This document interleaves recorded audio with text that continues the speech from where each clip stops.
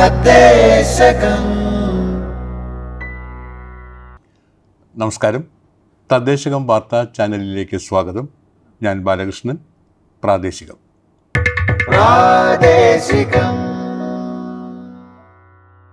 ആദ്യം പ്രധാന വാർത്തകൾ. സമഗ്ര നഗരനയം രൂപപ്പെടുത്തൽ കേരള അർബൻ കോൺക്ലേവിന് വെള്ളിയാഴ്ച കൊച്ചിയിൽ തുടക്കമാകും. ഏറ്റവും അധികം തൊഴിൽ സൃഷ്ടിക്കുന്ന ജില്ലയായി പാലക്കാടിനെ ഉയർത്തിക്കൊണ്ടുവരുമെന്ന് തദ്ദേശ സ്വയംഭരണ എക്സൈസ് വകുപ്പ് മന്ത്രി എം.ബി. രാജേഷ്. തദ്ദേശ സ്വയംഭരണ സ്ഥാപന തെരഞ്ഞെടുപ്പ് മത്സരിക്കാൻ ആഗ്രഹിക്കുന്ന സ്ത്രീകൾക്ക് പ്രത്യേക പരിശീലന പരിപാടിയുമായി കില. വാർത്തകൾ വിശദമായി. സമഗ്ര നഗരനയം രൂപപ്പെടുത്തുന്നതിന്റെ ഭാഗമായുള്ള കേരള അർബൻ കോൺക്ലേവിന് വെള്ളിയാഴ്ച കൊച്ചിയിൽ തുടക്കമാവും. 2 ദിവസങ്ങളിലായി നടക്കുന്ന കോൺക്ലേവിന്റെ ഉദ്ഘാടനം മുഖ്യമന്ത്രി വെള്ളിയാഴ്ച രാവിലെ നിർവഹിക്കുമെന്ന് എറണാകുളത്ത് വിളിച്ചു ചേർത്ത വാർത്താ സമ്മേളനത്തിൽ തദ്ദേശ സ്വയംഭരണ വകുപ്പ് മന്ത്രി എം.ബി. രാജേഷ് അറിയിച്ചു. കൊച്ചി ഗ്രാൻഡ് ഹയാത്ത് കൺവെൻഷൻ സെന്ററിൽ ആസ്പിറിംഗ് സിറ്റീസ് ത്രൈവിംഗ് കമ്മ്യൂണിറ്റീസ് എന്ന ആശയത്തിലാണ് കോൺക്ലേവ് നടത്തുകയെന്ന് മന്ത്രി രാജേഷ് പറഞ്ഞു. രാജ്യത്ത് ആദ്യമായാണ് ഒരു സംസ്ഥാനം നഗരനയത്തിന് രൂപം നൽകുന്നത്. ശാസ്ത്രീയമായ നഗരനയം രൂപീകരിക്കുന്നതിനായി പരിഗണനാ വിഷയങ്ങളെ 10 മേഖലകളായി തിരിച്ചാണ് നഗരനയ കമ്മീഷൻ സർക്കാരിന് റിപ്പോർട്ട് സമർപ്പിച്ചിട്ടുള്ളത്. ഈ 10 മേഖലകൾ കേന്ദ്രീകരിച്ചുള്ള ചർച്ചകൾ അർബൻ കോൺക്ലേവിൽ നടക്കും.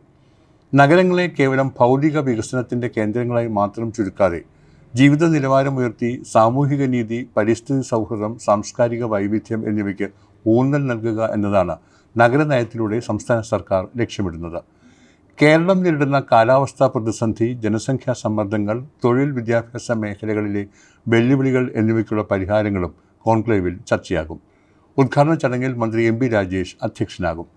കേന്ദ്ര ഭവന നിർമ്മാണ നഗരകാര്യ വകുപ്പ് മന്ത്രി മനോഹർ ലാൽ ഖട്ടാർ മുഖ്യാതിഥിയാകും.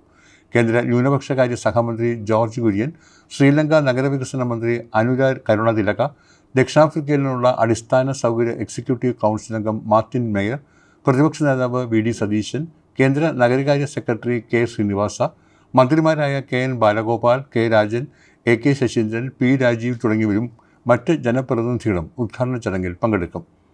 വിദേശ രാജ്യങ്ങളിൽ നിന്നുള്ള മന്ത്രിമാരും കേന്ദ്രമന്ത്രിമാരും പങ്കെടുക്കുന്ന high level political forum of ministers, ലോകത്തിലെ വിവിധ നഗരങ്ങളിൽ നിന്നുള്ള മേയർമാർ പങ്കെടുക്കുന്ന high level political forum of mayors, കേരളത്തിലെ മുഴുവൻ കോർപ്പറേഷൻ മേയർമാരും മുനിസിപ്പാലിറ്റി ചെയർപേഴ്സൺമാരും പങ്കെടുക്കുന്ന കൗൺസിലേഴ്സ് അസംബ്ലി തുടങ്ങിയ വേദികൾ കോൺക്ലേവിൻ്റെ സവിശേഷതയാണ്. ഇന്ത്യയിലെ വിവിധ മുനിസിപ്പൽ കോർപ്പറേഷൻ മേയർമാരും കേരളത്തിലെ 6 കോർപ്പറേഷനുകളുടെ മേയർമാരും പങ്കെടുക്കും. 10 നയരൂപീകരണ സെഷനുകളും 5 പ്ലിനറി സെഷനുകളും 2 ഫോക്കസ് സെഷനുകളും 5 ഫയർ സൈഡ് ചാറ്റുകളും 11 റൗണ്ട് ടേബിൾ സെഷനുകളും കോൺക്ലേവിൻ്റെ ഭാഗമായി സംഘടിപ്പിക്കും. അന്തർദേശീയ പ്രതിനിധികൾ, ദേശീയ നയരൂപകർ, അക്കാദമിക് വിദഗ്ധർ, വ്യവസായ നേതാക്കൾ, NGOകൾ, യുവജനങ്ങൾ എന്നിവരടക്കം 1000-ലധികം പ്രതിനിധികൾ കോൺക്ലേവിൽ പങ്കെടുക്കും. ശനിയാഴ്ച വൈകിട്ട് 4-ന് നടക്കുന്ന സമാപന സമ്മേളനത്തിൽ ഐക്യരാഷ്ട്രസഭയുടെ India resident coordinator Shombi Sharp മുഖ്യാതിഥിയാകും.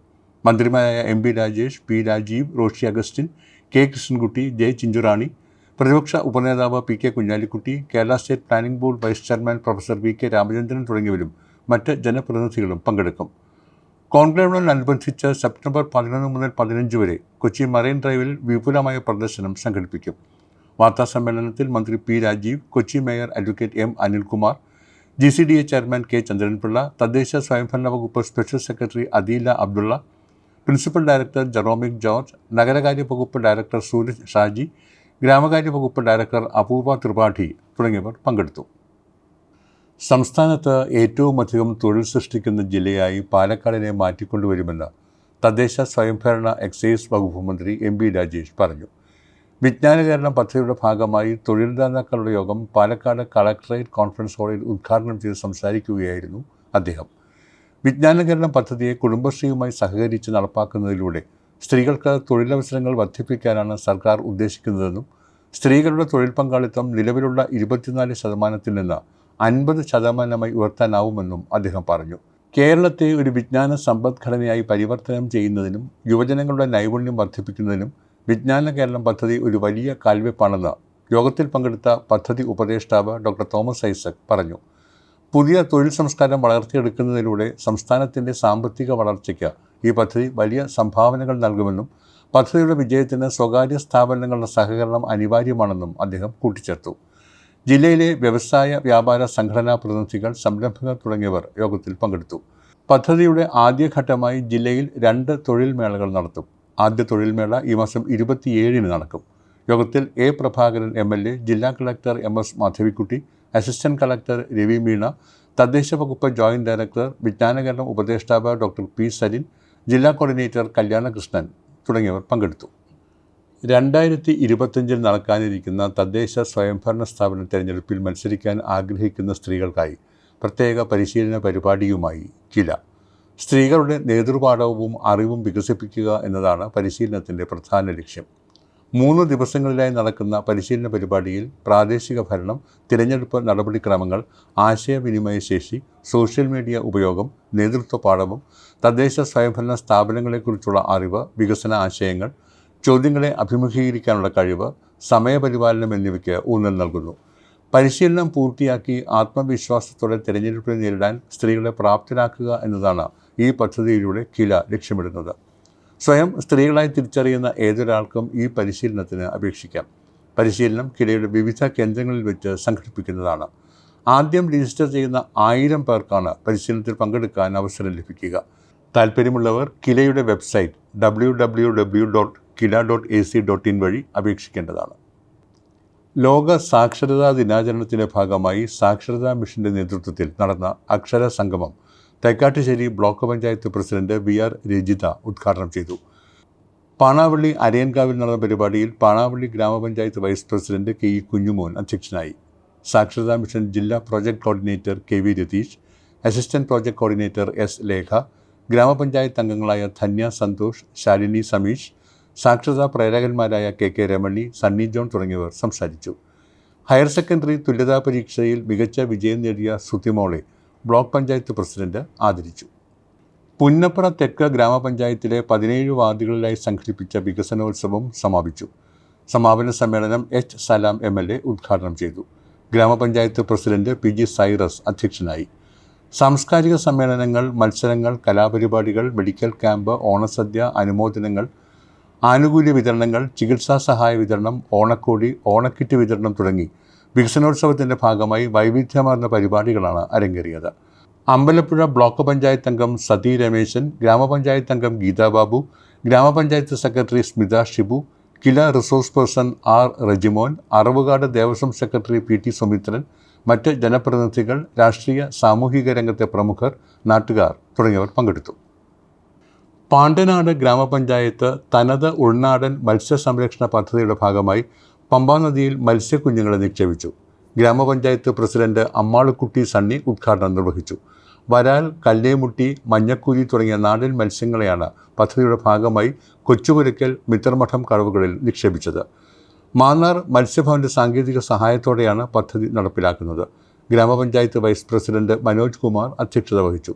BMC കൺവീനർ രാധാകൃഷ്ണൻ നായർ, ഗ്രാമപഞ്ചായത്ത് secretary L. Latha, assistant secretary David, ജൈവ വൈവിധ്യ ബോർഡ് ജില്ലാ കോർഡിനേറ്റർ ശ്രുതി ജോസ്, വാർഡ് മെമ്പർമാർ, ഫിഷറീസ് ഉദ്യോഗസ്ഥർ, പൊതുജനങ്ങൾ തുടങ്ങിയവർ പരിപാടിയിൽ പങ്കെടുത്തു.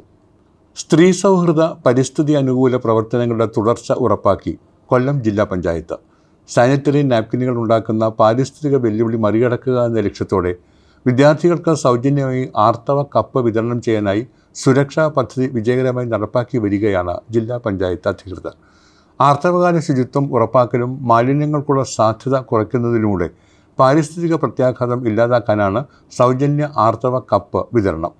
ശിശുവികസന വകുപ്പിൻ്റെ സഹകരണത്തോടെയാണ് പദ്ധതി നിർവഹണം. 2023-24 സാമ്പത്തിക വർഷം 32,95,800 രൂപ വിനിയോഗിച്ച് 9,262 കപ്പുകൾ വിതരണം ചെയ്തു. 49 സ്കൂളുകളിലാണ് ആദ്യഘട്ടത്തിൽ ലഭ്യമാക്കിയത്. രണ്ടാം ഘട്ടത്തിൽ 11 സർക്കാർ വൊക്കേഷണൽ ഹയർ സെക്കൻഡറി സ്കൂളുകളിലും വിതരണം ചെയ്തു. മൂന്നാം ഘട്ടത്തിൽ 4 എയ്ഡഡ് സ്കൂളുകളിൽ വിതരണം നടത്തി. സ്കൂളുകളിൽ ആർത്തവകാല ശുചിത്വം, കപ്പുകളുടെ ശരിയായ ഉപയോഗം എന്ന വിഷയത്തിൽ ബോധവൽക്കരണ ക്ലാസുകളും നൽകി. പെരുമാട്ടി ഗ്രാമപഞ്ചായത്തിലെ വിളയോളി ഗ്രാമീണ ഗ്രന്ഥശാല കമ്മ്യൂണിറ്റി ഹാൾ നിർമ്മാണ ഉദ്ഘാടനം വൈദ്യുതി വകുപ്പ് മന്ത്രി K. കൃഷ്ണൻകുട്ടി നിർവഹിച്ചു. പെരുമാട്ടി ഗ്രാമപഞ്ചായത്ത് പ്രസിഡന്റ് ശ്രീബ രാധാകൃഷ്ണൻ അധ്യക്ഷയായി. MLAയുടെ ആസ്തി വികസന പദ്ധതിയിൽ ഉൾപ്പെടുത്തി 72 ലക്ഷം രൂപ ചെലവിലാണ് കമ്മ്യൂണിറ്റി ഹാൾ നിർമ്മിക്കുന്നത്. പരിപാടിയിൽ പെരുമാട്ടി ഗ്രാമപഞ്ചായത്ത് vice president A. Krishnakumar, panchayat member K. Narayanankutty, ആരോഗ്യ വിദ്യാഭ്യാസ standing committee chairman K Suresh, Vilayodi വായനശാല സെക്രട്ടറി ബാലസുബ്രഹ്മണ്യൻ, മറ്റ് ജനപ്രതിനിധികൾ, വിവിധ രാഷ്ട്രീയ പാർട്ടി പ്രതിനിധികൾ എന്നിവർ പങ്കെടുത്തു.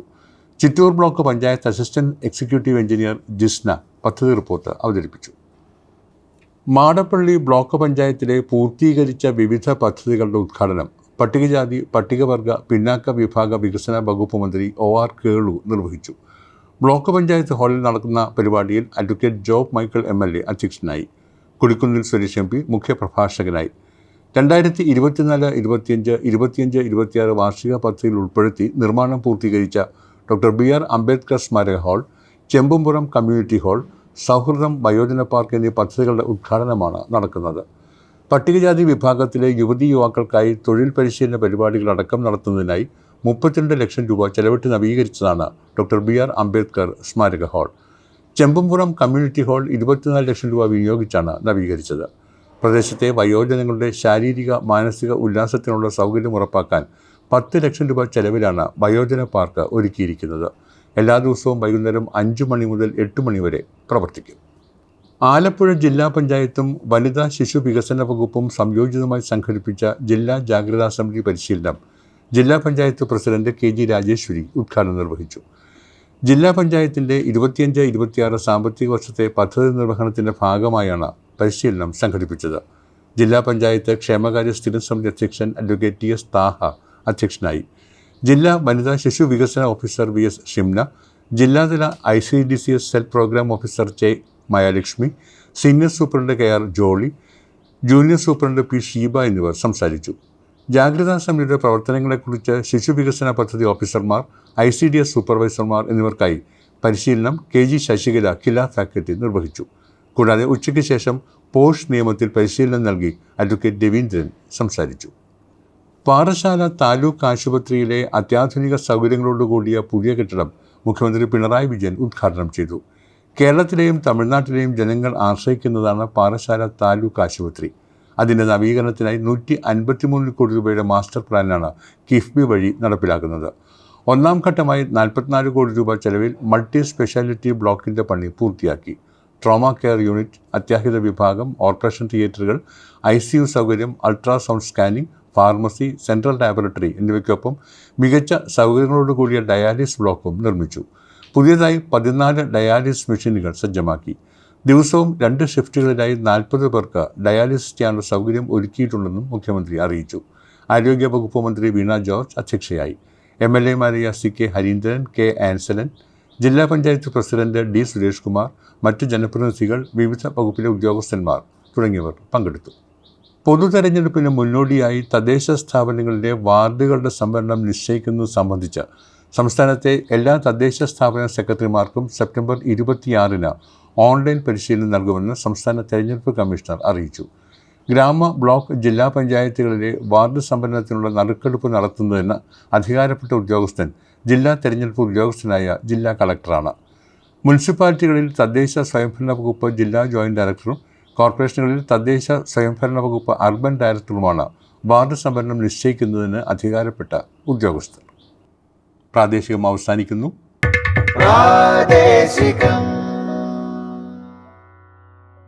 നേർക്കാഴ്ച.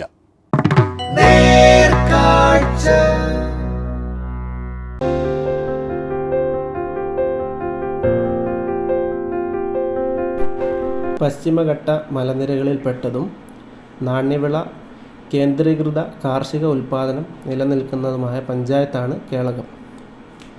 ജനങ്ങൾ പ്രധാനമായും കൃഷിയെ ആശ്രയിച്ചാണ് ജീവിക്കുന്നത്. 2021-22 വർഷത്തിൽ കേളകം ഗ്രാമപഞ്ചായത്തിൽ കേന്ദ്ര സംസ്ഥാന സർക്കാരുകളുടെയും ത്രിതല പഞ്ചായത്തുകളുടെയും നിരവധി കാർഷിക പദ്ധതികൾ നടപ്പിലാക്കി. കാർഷിക മേഖലയിൽ പുത്തൻ ഉണർവ് സൃഷ്ടിക്കാനും കർഷകരുടെ വരുമാന വർധനവിനും ഉതകുന്ന കാർഷിക പദ്ധതികളാണ് നിർവഹണം ചെയ്തത്. റബ്ബർ, കുരുമുളക്, കശുമാവ്, നെല്ല്, വിവിധ പഴവർഗ്ഗങ്ങൾ, സുഗന്ധവ്യഞ്ജനങ്ങൾ, വാഴ, പച്ചക്കറികൾ, കിഴങ്ങ് വർഗ്ഗങ്ങൾ എന്നിവ കേളകം ഗ്രാമപഞ്ചായത്തിൽ കൃഷി ചെയ്തു വരുന്നു. 5 ഹെക്ടർ സ്ഥലത്ത് പച്ചക്കറികളും 15 ഹെക്ടറിൽ നെല്ല്, 15 ഹെക്ടർ കരവാഴ, 25 ഹെക്ടർ കിഴങ്ങ് വർഗ്ഗങ്ങൾ എന്നിവ കൃഷി ചെയ്ത് കർഷകർ ഭക്ഷ്യ ഉൽപ്പാദനത്തിൽ സ്വയം പര്യാപ്തത കൈവരിക്കുന്നതിന് നിർണായക പങ്കുവഹിക്കുന്നു. 2021-22 വർഷത്തിൽ നടപ്പിലാക്കിയ NMSA പദ്ധതി പ്രകാരം 27.5 ലക്ഷം രൂപ ചിലവഴിച്ചു.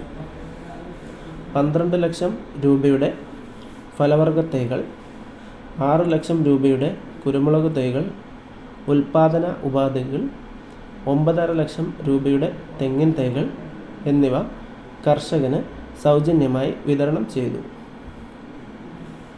പച്ചക്കറി കൃഷിയിൽ സ്വയം പര്യാപ്തത കൈവരിക്കുന്നതിൻ്റെ ഭാഗമായി 5 ലക്ഷം രൂപയുടെ തൈകൾ സൗജന്യമായി വിതരണം ചെയ്യുന്നതിനായി ഉപയോഗിച്ചു. 347 കുടുംബങ്ങളിൽ പുതുതായി പച്ചക്കറി കൃഷി ആരംഭിക്കുവാൻ കഴിഞ്ഞു. 10 ഹെക്ടർ സ്ഥലത്ത് കരനെൽ കൃഷി നടത്തി നെൽകൃഷിയിലൂടെ മികച്ച വരുമാനവും ഉൽപ്പാദന വർധനവും നേടി. കൃഷിയെ മാത്രം ഉപജീവന മാർഗമായി ആശ്രയിക്കുന്ന കർഷകരാണ് കേളകം ഗ്രാമപഞ്ചായത്തിൽ ഉള്ളത്. കാർഷിക മേഖലയിൽ നടപ്പിലാക്കിയ പദ്ധതികൾ വഴി കർഷകരുടെ വരുമാന വർധനവ് കൈവരിച്ച് കൃഷിഭൂമിയിൽ താൽപ്പര്യം ഉണ്ടാക്കുവാൻ കഴിഞ്ഞിട്ടുണ്ട്. കൂടാതെ കർഷകരുടെ ഉൽപ്പന്നങ്ങൾ വിൽക്കുന്നതിന് കൃഷിഭവൻ്റെ സഹായത്തോടെ ആഴ്ചച്ചന്ത പ്രവർത്തിക്കുന്നു. ഇതുമൂലം ഉൽപ്പന്നങ്ങൾക്ക് മികച്ച വില കർഷകന് ലഭിക്കുന്നു. കഴിഞ്ഞ കുറച്ച് വർഷങ്ങളിലായി പടിപടിയായി കൃഷി ചെയ്യുന്നവരുടെ എണ്ണത്തിലും കൃഷിഭൂമിയുടെ അളവിലും കാർഷിക ഉൽപ്പാദനത്തിലും മുന്നേറ്റം ഉണ്ടായി വരുന്നുണ്ട്.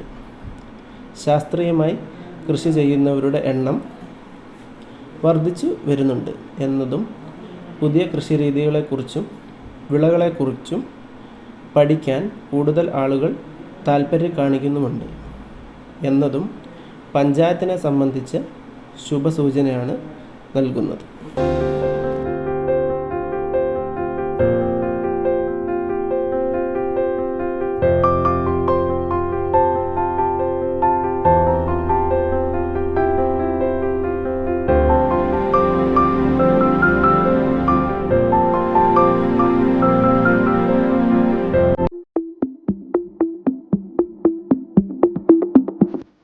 ചെറുകോൾ ഗ്രാമപഞ്ചായത്തിലെ ജനങ്ങൾക്ക് അടിസ്ഥാന ആരോഗ്യ സൗകര്യങ്ങൾ നൽകുന്നതിനായി വാർഡ് 5 ചാക്കപ്പാലത്ത് പ്രാഥമിക ആരോഗ്യ കേന്ദ്രമായി പ്രവർത്തനം ആരംഭിച്ച സ്ഥാപനമാണ് ഇന്ന് കുടുംബാരോഗ്യ കേന്ദ്രമായി പ്രവർത്തിക്കുന്നത്.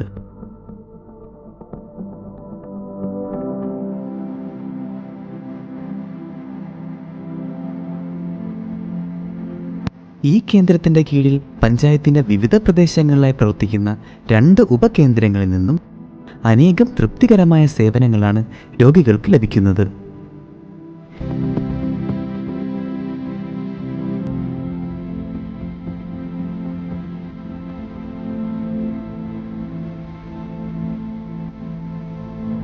സമ്പൂർണ്ണ പാലിയേറ്റീവ് പരിചരണം, വാർഡ് തല ശുചിത്വ പ്രവർത്തനങ്ങൾ, ഗർഭിണികളുടെയും കുട്ടികളുടെയും പരിചരണം, ജീവിതശൈലി രോഗനിർണയം, പ്രതിരോധ മരുന്ന് വിതരണം എന്നിവയും ഇതിൽ ഉൾപ്പെടുന്നു.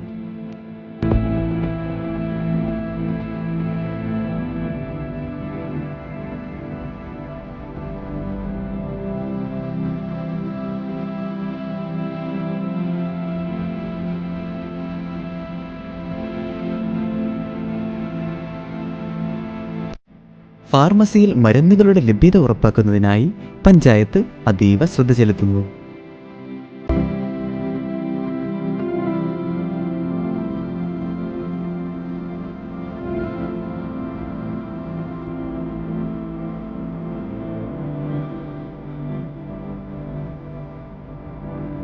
അത്യാധുനിക സജ്ജീകരണങ്ങളോട് കൂടിയുള്ള ലബോറട്ടറി ഈ കേന്ദ്രത്തിൽ പ്രവർത്തിക്കുന്നത് സാധാരണ ജനങ്ങൾക്ക് കുറഞ്ഞ ചിലവിൽ രോഗനിർണയം നടത്താൻ സഹായകമാകുന്നു.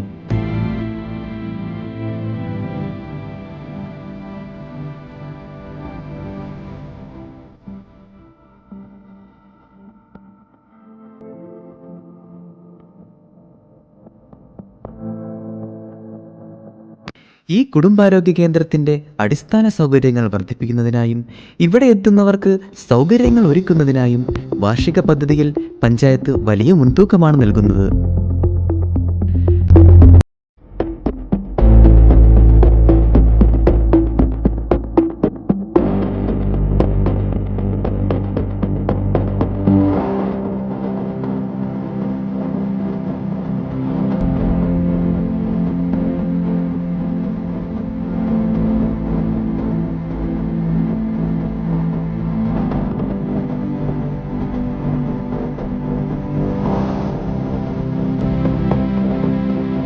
പഞ്ചായത്തിന്റെ ആരോഗ്യമേഖല കുറ്റമറ്റതും ജനോപകാരപ്രദമാക്കി തീർക്കുന്നതിനും ചെറുകോൽ കുടുംബാരോഗ്യ കേന്ദ്രം വഹിക്കുന്ന പങ്ക് വളരെ നിസ്സീമമാണ്.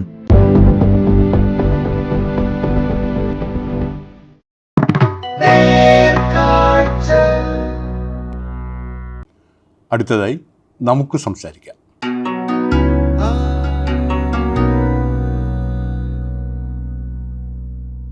കാസർഗോഡ് ജില്ലയിലെ പള്ളിക്കര ഗ്രാമപഞ്ചായത്ത് പ്രസിഡന്റ് എം കുമാരനാണ് ഇന്ന് നമുക്ക് സംസാരിക്കാൻ പരിപാടിയോട് ഒപ്പമുള്ളത്.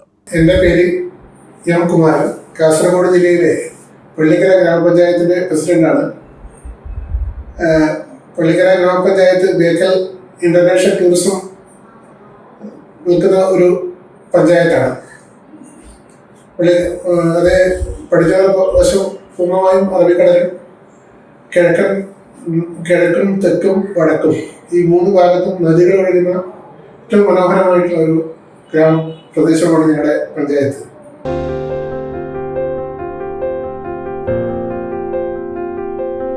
പഞ്ചായത്തിന്റെ പ്രധാനപ്പെട്ട വരുമാനം എന്ന് പറയുന്നത് കാർഷിക മേഖലയാണ്. കൃഷിക്കാണ് ഏറ്റവും കൂടുതൽ നമ്മള് പരിഗണന കൊടുക്കുന്നത് കൃഷിക്ക് തന്നെയാണ്. പുകയിലടക്കമുള്ള കൃഷി നടന്നുകൊണ്ടിരുന്ന ഒരു പ്രദേശമായിരുന്നു ഞങ്ങളുടെ പഞ്ചായത്തിന് നേരത്തെ. ഇപ്പോൾ പുകയില കൃഷി ഒഴിവായി അവിടെയാണ് ബേക്കൽ ടൂറിസത്തിന്റെ പ്രധാനപ്പെട്ട ഒരു ബീച്ച് ഉള്ളത്. കാർഷിക മേഖലയ്ക്ക് വളരെ നല്ല നിലയിലുള്ള സഹായമാണ് പഞ്ചായത്ത് നൽകുന്നത്. പഞ്ചായത്ത് നന്നായിട്ട് ഒരു വളം ഉൽപാദനം ജൈവവളം ഉൽപാദിപ്പിക്കുന്ന ഒരു കേന്ദ്രം നമ്മൾ ആരംഭിച്ചിട്ടുണ്ട്. കൃഷിക്ക് പച്ചക്കറി തൈകൾ വിതരണം നടത്തുന്നുണ്ട്. അതുപോലെ തന്നെ തെങ്ങും കവുങ്ങും വളം എല്ലാ വർഷവും സബ്സിഡി വിതരണം നടത്തുന്നുണ്ട്. നെൽകൃഷിക്ക് വെളിയിൽ കൂടി നൽകുന്നുണ്ട്. അങ്ങനെ നെൽകൃഷി അടക്കമുള്ള നല്ല കൃഷി പ്രദേശമാണ്. നെൽകൃഷിക്കാണെങ്കിൽ കാസർഗോഡ് ജില്ലയിൽ ഏറ്റവും കൂടുതൽ നെല്ല് ഉത്പാദിപ്പിക്കുന്ന ഒരു പഞ്ചായത്ത് ഇപ്പോൾ പള്ളിക്കര പഞ്ചായത്ത് തന്നെയാണ്. 4-5 വർഷമായിട്ട് പള്ളിക്കര പഞ്ചായത്ത് ഏറ്റവും കൂടുതൽ നെൽകൃഷി ഉത്പാദിപ്പിക്കുന്നു. നെൽകൃഷി ചെയ്യുന്നതും നെല്ല് ഉത്പാദിപ്പിക്കുന്നതും വ്യവസായ മേഖലയിൽ നമുക്ക് കാര്യമായ ഒരു വികസനം എന്ന് പറയാൻ കഴിയില്ലെങ്കിലും കാർഷിക മേഖലയെ മോശമല്ലാത്ത നിലയിൽ മെച്ചപ്പെട്ട പ്രവർത്തനം നടക്കുന്നുണ്ട്. അവിടെ വലിയ വൻകിട വ്യവസായമില്ല. അവിടെ ഒരു പ്രൈവറ്റ് ഫാക്ടറി, അതുപോലെ തന്നെ മറ്റ് തരത്തിലുള്ള സർവീസ് സെന്ററുകളും പിന്നീട് ഇവിടെ കാര്യമായി പറയാൻ പറ്റുന്ന വ്യവസായം എന്ന് പറയുന്നത് ഇപ്പോൾ ടൂറിസം തന്നെയാണ്. പ്രധാനമായിട്ടും നടത്തി വരുന്ന ഒരു വ്യവസായം ടൂറിസം തന്നെയാണ്.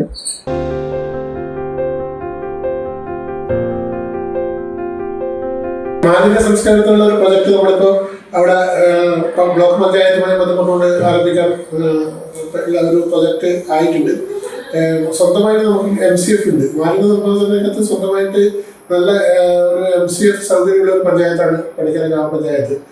നമ്മുടെ 22 വാർഡാണ് പഞ്ചായത്തിൽ മൊത്തം ഉള്ളത്. ഈ 22 വാർഡുകളിൽ നിന്നും മാലിന്യങ്ങൾ പ്ലാസ്റ്റിക് മാലിന്യങ്ങളടക്കം ശേഖരിച്ചുകൊണ്ട് ഓരോ മാസവും നമ്മളതിന്റെ പഞ്ചായത്തിന്റെ MCF കൊണ്ടുപോയി അവിടെ നിന്ന് അതിനെ തരംതിരിച്ചും അതുപോലെ തന്നെ മറ്റ് എന്തെങ്കിലും വേസ്റ്റ് ആ നിലയിലും നമ്മൾ കൈമാറുന്നുണ്ട്.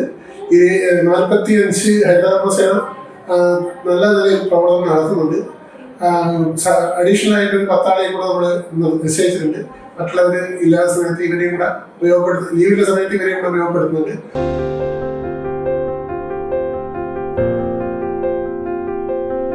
ആരോഗ്യരംഗത്ത് നല്ല നിലയിലുള്ള പ്രവർത്തനം പഞ്ചായത്ത് നടത്താൻ പറ്റുന്നത് 5 ആശുപത്രികളാണ് ഉള്ളത്. 2 ആയുർവേദ ആശുപത്രിയും 1 ഹോമിയോ ആശുപത്രിയും 2 അലോപ്പതി ആശുപത്രി, 6 ആശുപത്രിയാണ് മൊത്തം പള്ളിക്കര ഗ്രാമപഞ്ചായത്തിൽ ഇപ്പോൾ ഉള്ളത്. അപ്പോൾ ആശുപത്രിയുടെ കാര്യത്തിൽ നല്ല മെച്ചപ്പെട്ട സേവനം നൽകാൻ വേണ്ടി കഴിയുന്നുണ്ട്.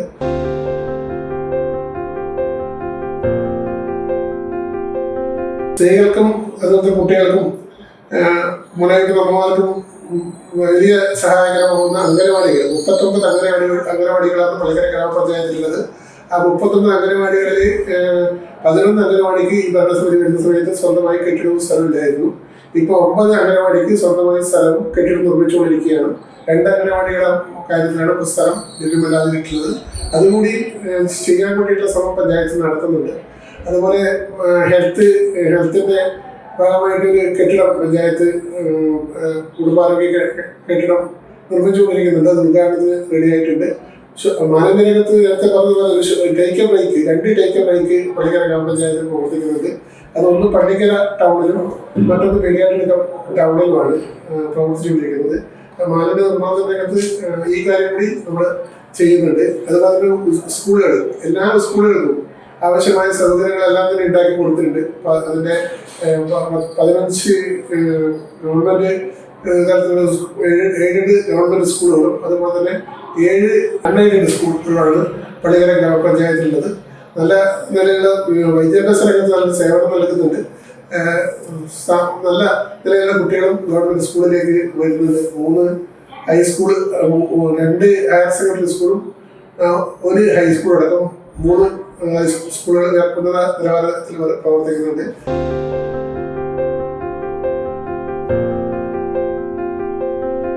അതിദാരിദ്ര്യം 53 ആളുകളാണ് അതിദാരിദ്ര്യത്തിന്റെ പട്ടികയിൽ ആദ്യഘട്ടത്തിലുണ്ടായത്. പിന്നീട് 5 ആളുകൾ, 6 ആളുകൾ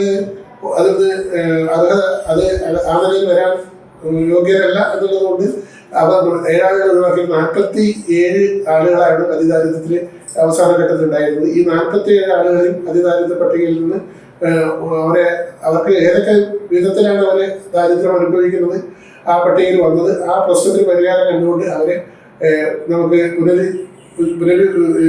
പുനരുദ്ധീകരിക്കാൻ വെച്ച് അതിദാരിദ്ര്യത്തിൽ നിന്ന് ഒഴിവാക്കിയിട്ട് ഈ ജൂലൈ മാസത്തിൽ അവരുടെ അതിദാരിദ്ര്യ രഹിത പഞ്ചായത്തായിട്ട് നമ്മുടെ പള്ളിക്കര ഗ്രാമപഞ്ചായത്ത് പ്രഖ്യാപിക്കപ്പെടുകയാണ്. അത് ഡേറ്റ് നിശ്ചയി MLA കൂടെ സമയം നോക്കി ഡേറ്റ് നിശ്ചയിക്കും. അതിൽ അതിദാരിദ്ര്യം നിർമ്മാർജ്ജനം ചെയ്യാൻ പഞ്ചായത്തിന് പറ്റിയിട്ടുണ്ട്.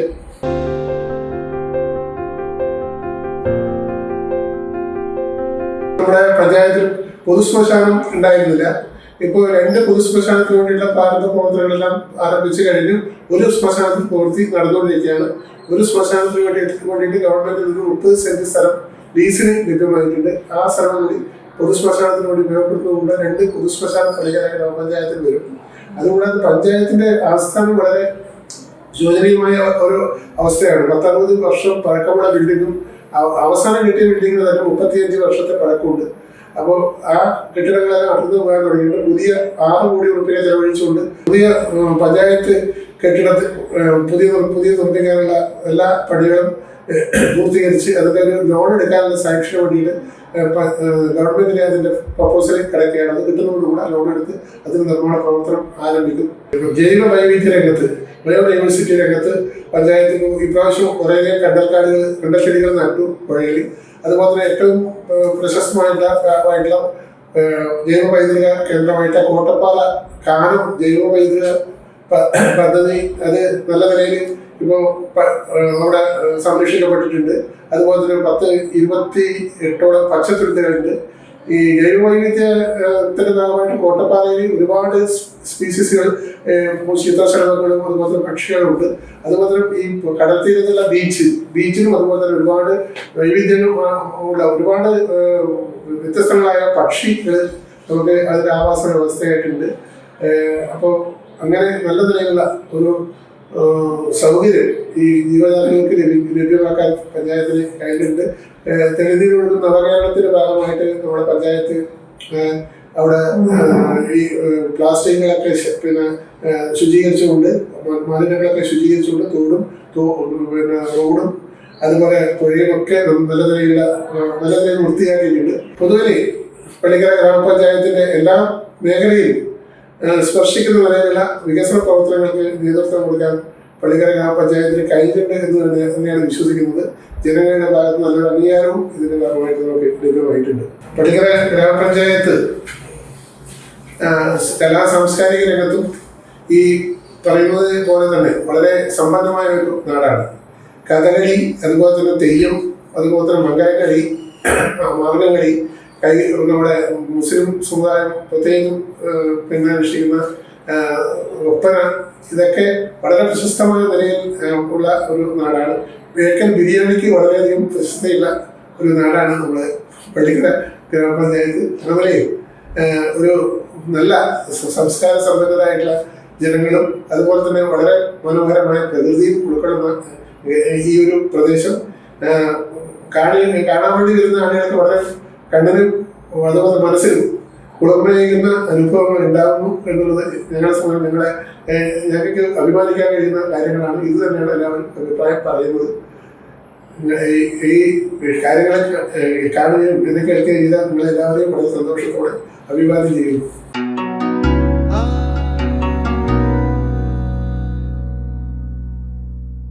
തദ്ദേശകം അവസാനിക്കുന്നു. അടുത്ത ആഴ്ച ഇതേ സമയം വീണ്ടും. തദ്ദേശകം.